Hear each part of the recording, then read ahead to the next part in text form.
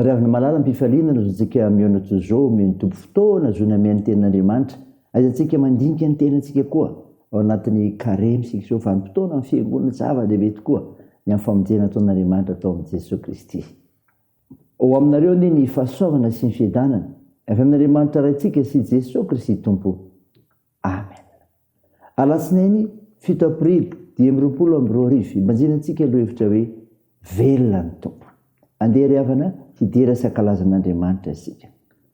Jehova, hideranao ny mpanjaka rehetra amin'ny tany, fandreny tenin'ny vavanao izy. Eny hirany amin'ny alalan'i Jehova izy, fa lehibe ny voninahitra Jehova. Fa na dia ava Jehova dia mijery ny ambany toetra ary mpiavinavina fiatany eny lavitra eny. Na dia andeha eo amin'ny fahoriana azaho dia melilay ianao. Aninitra ny tananao anohatra amin'ny fahatezera amin'ny fahavariko ianao ary hamonjy ihany tananao ankavanana. Jehova, nao tanteraka ny amiko. Jehova, marak'izay famindramponao. Aza mahafo ny asan'ny tananao. Amen.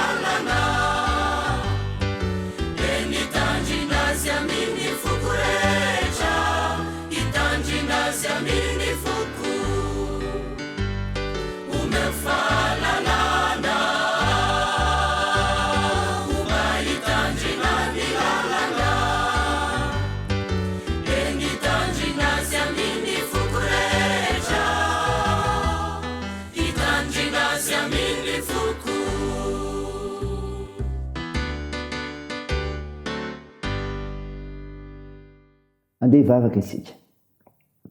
Andriamanitra velona ianao ary dia miasa ny fiherinao rehetra. Ka manazava anay koa, komendrika ianao Tompo ny saotra, ny hidera, ny laza, eny ny voninahitra ny anaranao masina satria Andriamanitra tsy toy ianao. Tompo, mpanotsy izahay, koa ny fahotanay dia mamindrafo aminay. Sao madio izay mba fakeloka ary dio izay mba fampahotana. Fa ny fananao masina izahay, raha andreny mofinaina, anananay toko fa Andriamanitra velona ianao. Anaran'i Jesosy Kristy naovanay izany mivavaka izany. Amen. Ny ofinainantsika amin'ny teny tery avana malala dia hitanao amin'ny bokin'ny Nomery. Nomery toko fa 7 ny 9 hatramin'ny 5. Mivaky toy izao anaran'i Jesosy. Ary Jehova ny teny tamin'ny Mosesika nanao hoe, mialahy amin'io fiangonana io, andringanako azy amin'ny iray mpimasomonja. Dia nenkohaka izy roalahy. Ary Mosesy tamin'ny Arona, alao ny fitondrana hafa, ka asio hafa avy eo ambonin'ny alitara izy, dia asio ditika azy manitra ka ety faingana eo amin'ny fiangonana ka manaova fanavotana ho azy fa efa nivoaka avy tamin'i Jehova ny fahatezerana ary efa miatomboka ny arety mandringana dia nalainy Arona izany araka izay nandidiny Mosesy ka niazakazaka eo afovoan'ny fiangonana izy ary indro efa niatomboka teo amin'ny olona ny arety mandringana ary nandoro ny didin-kazo-manitra teo izy ka nanao fanavotana ho an'ny olona dia nijanona teo nelanelan'ny maty sy ny velona izy ka dia nitsahatra ny arety mandringana ary izay efa maty ny arety mandringana dia 740 sy iray alina afa-tsy izay efa maty no ny amin'ny kora ary Arona niverina ho eo amin'ny Mosesy teo alohan'ny varavaran'ny tranon'ilay fihaonana ary ny arety mandringana dia nitsahatra. Amen. Ray masino manamasinana ny fahamarinana ny teninao ny fahamarinana. Amen. Ray avana malala ho aminao ny fiadanana avy amin'ilay Jesosy Kristy mpamonjy ianao lay maty amelinanao mofinainao antsika an'io ry avana nakandranitsika teo ny nomery 7:7-7 tantara milaza ny aniodinan'ny Kora sy ny namany sy ny nanamarinana Jehova amin'ny fisorohanan'ny Arona. Iteto ry avana nampitsara ny arety mandringana. Iteto ilay Andriamanitra velona ka nanehony fa ny herin'ny Tompo mamotika eo anatin'ny ray mpimaso. Zany ry avana velona Andriamanitra ny herin'ny Tompo mamotika eo anatin'ny ray mpimaso. Fotoana kely monja izany ray mpimaso izany ho an'ny olombelona dia tsy misy zavatra vitany mihitsy eo anatin'izany fotoana kely ny ray mpimaso izany. Tsy mba tahaka izany ry avana ao amin'Andriamanitra satria miteny izy eto hoe aringako ao anatin'ny ray mpimaso ireo olona maditra tsy mafiatoka ireo. Alaivo sary an-tsaina araka izany ny herin'Andriamanitra ny halehiben'Andriamanitra mahavita zavatra tsy takatry ny saina anatin'ny fotoana kely sy fohy. Ny ray mpimaso monja mavita mifandringana ny olombelona noho ny tsy fanarahany ary mampiasa ny fitaovam-piadiany mahery vaika maro samihafa. Andriamanitra kosa teo amin'ny tantara dia nampiasa natao hoe loza telo fandringanana ary iray amin'izany ny arety mandringana izay nampiasainy teto. Izany moa dia noho ny fahotana sy ny faharatsian'ny olona ihany ka nahatonga ny fahatezerany ary nahatonga azy hanapa-kevitra ndringana ny olombelona. Zany ry havana. Izao anefa tokony fantatsika manana vahaolana ho an'ny olona koa nefa Andriamanitra. Zany manana vahaolana ho an'ny olona koa Andriamanitra. Nateo aza ny fahatezerany ka nitadiavany andringanana ny olona teto dia naveran'izy kosa ny fanavotana izay notenen'ny Mosesy ary nitanterahany Arona. Misy tokoa ireo maty kanefa tsy voaringana daholo araka amin'ny fahatezeran'Andriamanitra akory ny olona rehetra satria nahoana nampiary ny fanavotana. Ilazany zany fa amin'ny faharatsiana ataon'ny olona ka mahatonga ny fahatezerany dia mamela sesatrany izy mba hiveran'ny olona sy ankatoavan'ny olona azy amin'ny fiainany mbola sitraky ny Tompo omena azy. Zava-dehibe ry havana azontsika mandinika izany, mandinika ny tenantsika amin'izany. Tezitra Andriamanitra, mandringana Andriamanitra kanefa koa mame vahaolana, mamelona ny sisa. Ka mba ho isan'ny sisany ianao eo fanompoan'Andriamanitra mbaroana izany teny omena antsika izany no ny fahavelomana. An'Andriamanitra ny voninahitra. Amen. Andeha hivavaka isika.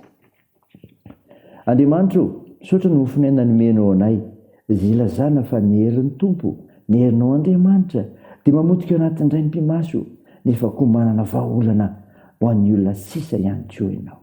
Tompo, mivavaka aminao izay ho an'ny firenenay. Vonjeo anatin'ny fahantrahanay izay. Akaizanay mandeha amin'ny sitraponao, ahafantaranay izany herinao magaga izany. Akaizanay mandinika ny tenanay, manaovanay ny tsara eo fanomponanao. Mivavaka anao izay Tompo andreo marary, vagio manokana ireo Jesosy, sy trano, toany koa ny tontolo fahasalamana. Tompo, ampinonao ireo manamanjo, toanao ireo marivo olona sy ireo sahirana. Tsinjovinao ireo any am-pikatrana, tao ny fiazakazahanay, ny asa fivelomana, ny fikasana, ny fianarana, ny fitinana ny firazan-tsaranao. Mivavaka dia ataony amin'ny anaran'i Jesosy Kristy mpamonjy anay, izay efa nampiomona anay amin'ny vavaka nampianarina anay manao hoe: ranay ao izay ny an-danitra, ho masinina anie ny anaranao, ho tonga anie ny fanjakanao, atao anie ny sitraponao ety an-tany ho tahaka ny any an-danitra. Mihona an'io izy anona sahaza ao anay, ary mamela ny erikay tahaka ny namelana izay meloka taminay, ary aza mitondra anay amin'ny fakam-panahy, fa manafanay amin'ny ratsy, fa hanao ny fanjakana sy ny hery ary ny voninahitra mandrakizay. Amen. raha izay fotoana riavana nitsodrana totra anao aminaran'i Jesosy Kristy ampahery anao. Aza matahotra ianao fa momba anao aho. Raha izay metikeliky foana fa izao n'Andriamanitra aho. Mampahery anao sady mamonjy anao. Eny mitantana ny tanaka avy amin'ny fahamarinako aho. Koa manaova ny tsara, manaova ny mety hitahin'Andriamanitra anao. Amen. Ho an'Andriamanitra irery ny voninahitra amin'ny anaran'ny Ray sy ny Zanaka ary ny Fanahy Masina.